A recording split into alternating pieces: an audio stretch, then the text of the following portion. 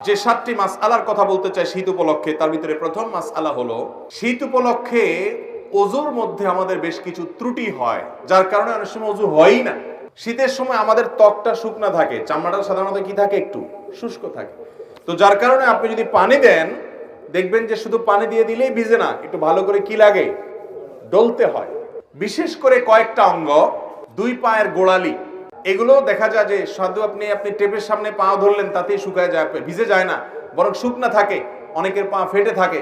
এই জন্য এটাকে ডলে ডলে কি করতে হয়, ভেজাতে হয় এবং ধুইতে হয়, পানি লাগাইতে হয়। কারণ ত্বক যদি শুকনা থাকে ওযু হবে।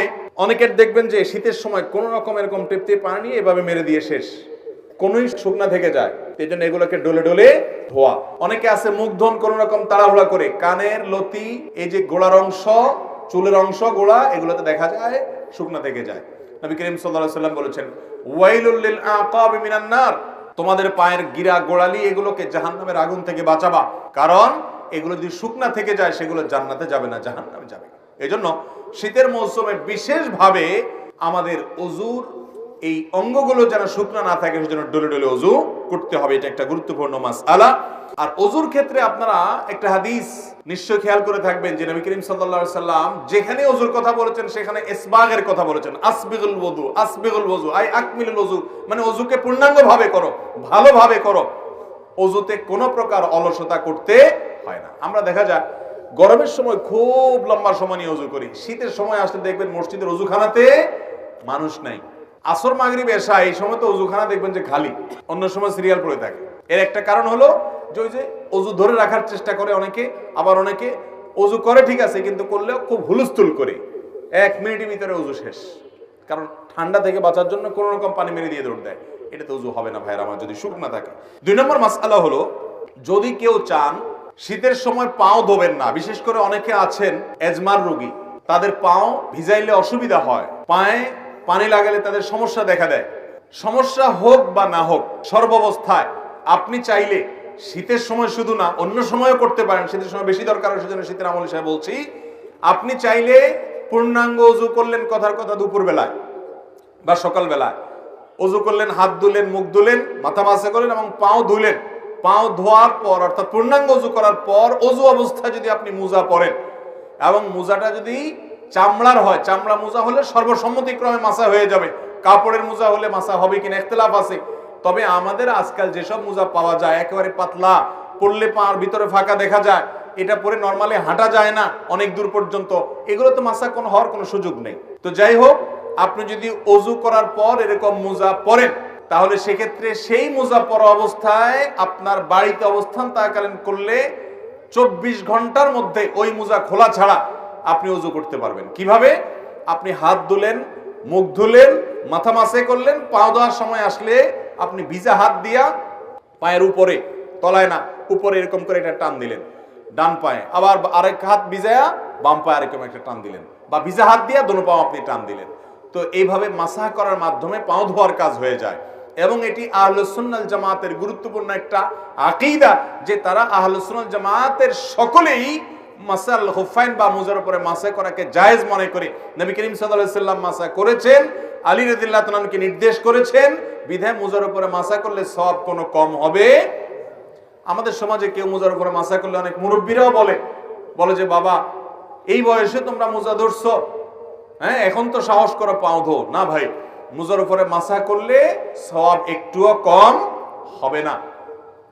তো শীতের মৌসুম বিশেষ করে মুজার উপরে মাসা করা আমলটি করা যেতে পারে। অনেক মুরব্বী আছেন, অনেক অসুস্থ মানুষ আছে, এজমার রোগী আছে, কষ্ট হয়, তারপরও সে মুজার উপরে মাসা করে না, না জানার কারণে। তো ভাইরা আমার, মুজার উপরে মাসা করা যায় চাইলে, অন্য সময়ও করা যায়, শীতের সময় বেশি দরকার, সেজন্য এটা শীতের মাসালা হিসেবে বললাম। নাম্বার 3, তৃতীয়ত একটা গুরুত্বপূর্ণ মাসআলা হলো শীত যখন তীব্র হয়, অনেক হাড় কাঁপানো শীত যখন শুরু হয়, দেখবেন যে গ্রামে শহরে, বিশেষ করে গ্রামে বেশি দেখা যায় অনেকে চাদর মুড়ি দিয়ে নামাজ পড়েন। আছে না নাই?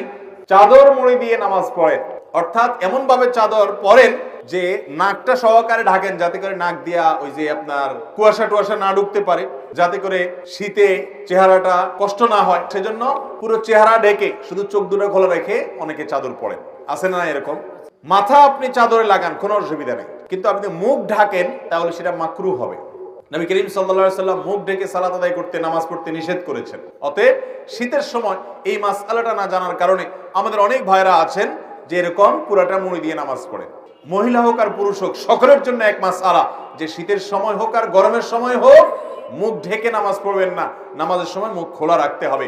হ্যাঁ, কোন মহিলা এমন কোন জায়গায় যদি নামাজ পড়েন সেখানে গায়রে মাহরাম পুরুষ আসা যাওয়া করে, তাহলে পর্দার খাতিরে তিনি ঢাকতে পারেন, যদি তার অন্য কোনো জায়গায় নামাজ পড়ার সুযোগ ব্যবস্থা না থাকে। কিন্তু সাধারণ অবস্থাতে এটা করা যাবে না। এই জন্য ভাইরা আমার, শীতের সময় মাসআলাটাও মাথায় রাখতে হবে যেন মুখ ঢাকা না হয় আমাদের চাদর দিয়ে। অনেকে মাফলার দিয়েও করে, চাদর না, মাফলারে এমন ভাবে পেঁচায় শুধু চোখ দুটো বাইরে হয়ে থাকে এবং নাক মুখ সব মাফলারে পেঁচানো থাকে। এরকম করলে নামাজ হয়ে যাবে কিন্তু ত্রুটিপূর্ণ হবে এবং মাকরুহ হবে। নাম্বার 4, অনেকে শীতের সময় জ্বরের কারণে অথবা ঠান্ডা লাগছে, প্রচন্ড সর্দি হয়েছে, এই জন্য তিনি নামাজ পড়েন না। এখন কথা হলো যে আমার শীতের মৌসুমে জ্বর বা ঠান্ডা এমন ভাবে লাগছে যে আমি ওযু করতে গেলে অসুস্থ হয়ে যাব, তাহলে তার জন্য নামাজ মাফ কিনা? উত্তর হলো নামাজ মাফ না। তিনি প্রয়োজনে পানি গরম করে ওযু করবেন। পানি গরম করে ওযু করে যদি তিনি তার এই কষ্ট দূর করতে পারেন তাহলে ফাবিহা ওয়া নি'মা, ভালো।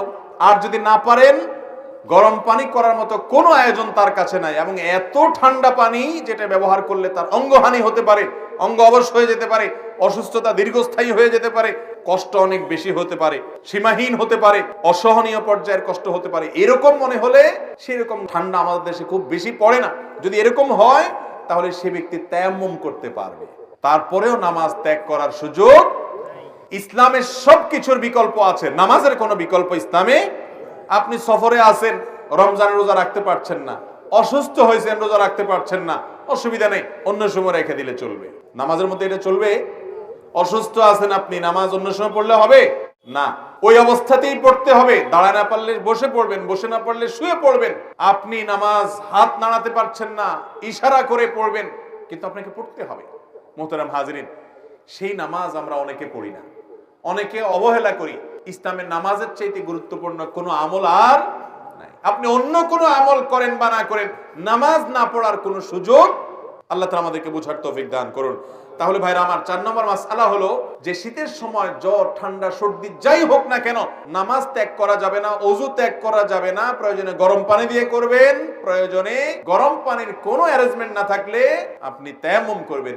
গরম পানির কোনো ব্যবস্থা নাই, এটা জেলখানায় হতে পারে, বাসা বাড়িতে সবাই আশেপাশে চুলা আছে, চাইলে গরম পানির ব্যবস্থা করা যায়, ফ্লাস্কে রেখে আপনি ওযু করতে পারেন। 5 নম্বর মাসআলা হলো, অনেকে জানতে চান শীতের সময় যে এই যে শীত বস্ত্র দানের কথা একটু আগে আমরা বললাম, শীতের সময়ের একটা গুরুত্বপূর্ণ কাজ হলো শীতার্ত মানুষের শীত বস্ত্রের ব্যবস্থা করা। এখন প্রশ্ন হলো, যাকাতের টাকা দিয়ে শীত বস্ত্র দেওয়া যাবে কিনা? তো এর উত্তর হলো, যাকাতের টাকায় শীত বস্ত্র দেওয়া যাবে ওই ব্যক্তিকে যে ব্যক্তি যাকাতের হকদার, তার শীত বস্ত্র কেনার টাকা নাই, তখন আপনি তাকে শীতের কাপড় কিনে দিলেন, যাকাতের টাকা থেকে এটা জায়েজ আছে। কিন্তু আমরা সুন্নাহ ফাউন্ডেশন থেকে বা আরো বিভিন্ন সামাজিক সংগঠনগুলো যে শীতবস্ত্র বিতরণের উদ্যোগ নিয়ে থাকে, সেখানে যাকাতের টাকা আপনারা দিবেন না। আমরাও বলি যে আমাদের এখানে কেউ যাকাতের টাকা দিবেন না, কারণ আমরা যখন বিভিন্ন এলাকাতে গরিব দুঃখীদের মধ্যে শীতের কাপড় দেই, তখন কে যাকাতের হকদার আর কে যাকাতের হকদার না, এটা এতটা বেছে বেছে দেওয়া সম্ভব হয় না। যার কারণে যাকাতের টাকা দিয়ে শীতের কাপড় দিলে আপনার জানাশোনা কোনো গরিব যিনি অবশ্যই যাকাতের হকদার, তাকে আপনি দিতে পারবেন, কোনো অসুবিধা নেই। নাম্বার 6, একটা গুরুত্বপূর্ণ মাসআলা হলো, শীতের সময় অনেকে দেখা গেল শুধু চাদর গায়ে দিয়ে নামাজ পড়ছেন, তো চাদরের ভিতরেই হাতটা থাকে, হাত উঠানো, হাত বাঁধা, এই মুভমেন্ট করা, এই সবগুলো চাদরের ভিতরে করা, কারণ বাইরে করলে শীত লাগে। এই রোগটা আছে না নাই, এটাও হাদিসে পরিষ্কার ভাবে নিষেধ।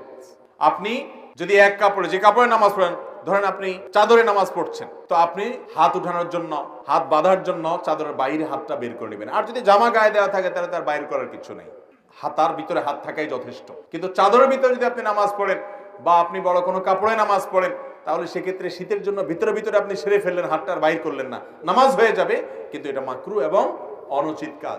শীতের সময় এই কাজটা অনেক বেশি হয়ে থাকে, এটা লক্ষ্য রাখতে হবে। এটা 6 নম্বর মাসআলা। 7 নম্বর মাসআলা হলো, শীত একটু বেশি হলে, গরমের সময় দেখা যায় গরম একটু বেশি হলে কিছু মানুষ দেখবেন যে শীতের মা বাপ 14 গোষ্ঠী তুলে গালি দেয়। দেখছেন আপনারা? গালিগুলো তো আর আপনাদের কারো অজানা না, আশেপাশে বিভিন্ন মানুষ দেয় না, মা তুলে বাপ তুলে, শীতের আবার মা বাপ আছে, সে মা বাপ তুলে মুখ খারাপ করে, লানত দেয়। তিরমিজির হাদিসে আসছে, নবী করিম সাল্লাল্লাহু আলাইহি ওয়াসাল্লাম বলেছেন, কোন ব্যক্তি যদি এমন কোন বস্তুকে, আল্লাহর এমন কোন সৃষ্টিকে যদি লানত দেয় যে লানত পড়ার ক্ষেত্র না, তাহলে সেই লানতটা তার উপরে বর্ষণ হয়। ভাইরা আমার আগের বক্তা আলোচনা করছেন রাগ দমন করা নিয়ে। এসব ওয়াজ হয় না আজকাল, দরকারি ওয়াজ ভাই। রাগ দমন করতে হবে। অনেক নামাজি মানুষ কিন্তু বদমেজাজি আছে না নাই? দাড়িওয়ালা মানুষ সবই ঠিক আছে মাশাআল্লাহ, মেজাজটা এত বিশ্রী যে একজন ইমানদার এত বিশ্রী আচরণ হওয়ার কথা। অতএব ভাইরা আমার, শীতের তীব্রতায় বা গরমের তীব্রতায় কোন অবস্থাতে শীত বা গরমকে গালমন্দ করা, লানতান করা, অভিশাপ দেওয়া বা বাজে কথা বলা, এটা জাহেল মানুষের কাজ। ইমানদার তো শীত যত তীব্র হবে তার জাহান্নামের কথা তত বেশি স্মরণ হবে, সে তত আরো ভালো কথা বলবে, আরো বিনম্র হবে, আল্লাহর কাছে পানা চাইবে, বাজে কথা বলবে না। আল্লাহ তাআলা আমাদের সবাইকে এই শীতের মৌসুমে আল্লাহকে সন্তুষ্ট করার মতো আমলগুলো করে যাওয়ার তৌফিক দান করুন। এবং শীত উপলক্ষে যেসব মাসআলার ব্যাপারে আমাদের বিশেষ যত্ন থাকা উচিত, সতর্ক থাকা উচিত, সেগুলোর পরে আমরা যেন বিশেষভাবে সতর্ক থাকতে পারি, যত্নশীল থাকতে পারি। আল্লাহ তাআলা আমাকে, আপনাকে, আমাদের সবাইকে আমল করার তৌফিক দান করুন।